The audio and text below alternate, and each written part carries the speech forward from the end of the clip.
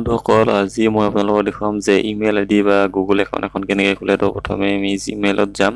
Gmail এপছটোত গৈ পিনে আমি তাতে ক্লিক কৰিম।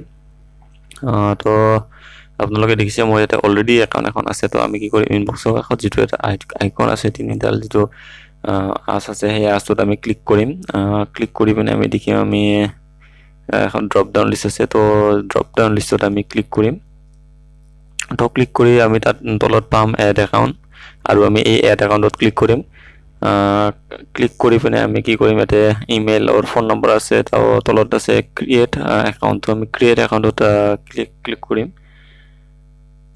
তো ক্ৰিয়েট একাউণ্টত ক্লিক কৰি তাতে আমাৰ এণ্টাৰ ইউৰ নেম আছে। তো first name and last name আছে। ফাৰ্ষ্ট নেমত আমি আমাৰ নামটো দিম, এণ্ড লাষ্ট নেমত আমাৰ নামৰ যিটো টাইটেল হয় আমাৰ সেই টাইটেলটো দি দিম।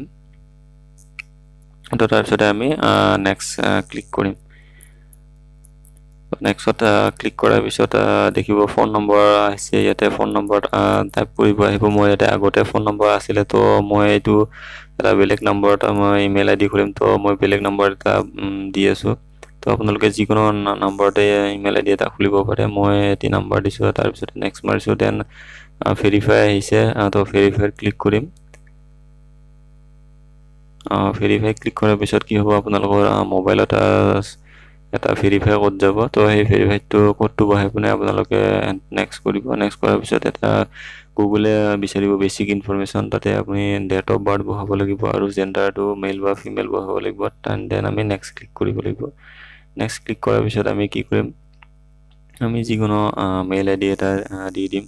ধৰক মই ইয়াতে মোৰ নামটো দি দিছোঁ, যোনটো নাম আছিলে, মই যোনটো নামেৰে আছিলে সেই নামটো মই দি দিছোঁ।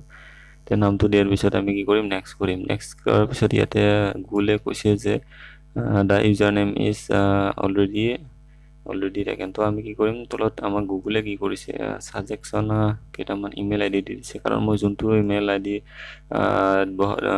আইডি খুলিব গৈছোঁ সেইটো কি হৈছে, অলৰেডি আছে। তো গুগলে ছাজেকশ্যন দিছে। তো ছাজেকশ্যনৰ ভিতৰত আমি যিকোনো এটা ল'ম। তো লোৱাৰ পিছত নেক্সট মাৰিম। নেক্সট মাৰাৰ পিছত কি হ'ব, পাছৱৰ্ড বিচাৰিব। তো পাছৱৰ্ডটো আমি যিকোনো দিব পাৰোঁ। আমি ফোন নম্বৰটো দিব পাৰোঁ, কিয়নো বন্ধুসকল ফোন নম্বৰটো দিলে আমি কেতিয়াবা পাহৰি নাযাওঁ। আমি নিজৰ ফোন নম্বৰটোকে পাছৱৰ্ড কৰিব পাৰোঁ। তো ইয়াতে ক্ৰিয়েট পাছৱৰ্ড আছে, মই ফোন নম্বৰটো দি দিছোঁ। তাৰপিছতে কনফাৰ্ম পাছৱৰ্ড আছে। কনফাৰ্ম পাছৱৰ্ডত ছেম হ'ব লাগিব। তাৰপিছতে আমি নেক্সট ক্লিক কৰিম। নেক্সট যেতিয়া ক্লিক কৰিম, তাতে কিছুমান টাৰ্মছ এণ্ড কণ্ডিশ্যন আছে। তো আমি য়েছ আই এম ইন তাতে ক্লিক কৰিম। তাতে ক্লিক কৰাৰ পিছত কিছুমান প্ৰাইভেচি আছে, টাৰ্মছ এণ্ড কণ্ডিশ্যন আছে। তো আই এগ্ৰি কৰিম। তো আই এগ্ৰি কৰাৰ পিছত দেখিছে বন্ধুসকল গুগলে থেংকছ দিছে। থেংকছ মানে এইটো আহিলে গম পাব যে আপোনালোকে ইমেইল আইডিটো খোলা হৈছে। ধন্যবাদ।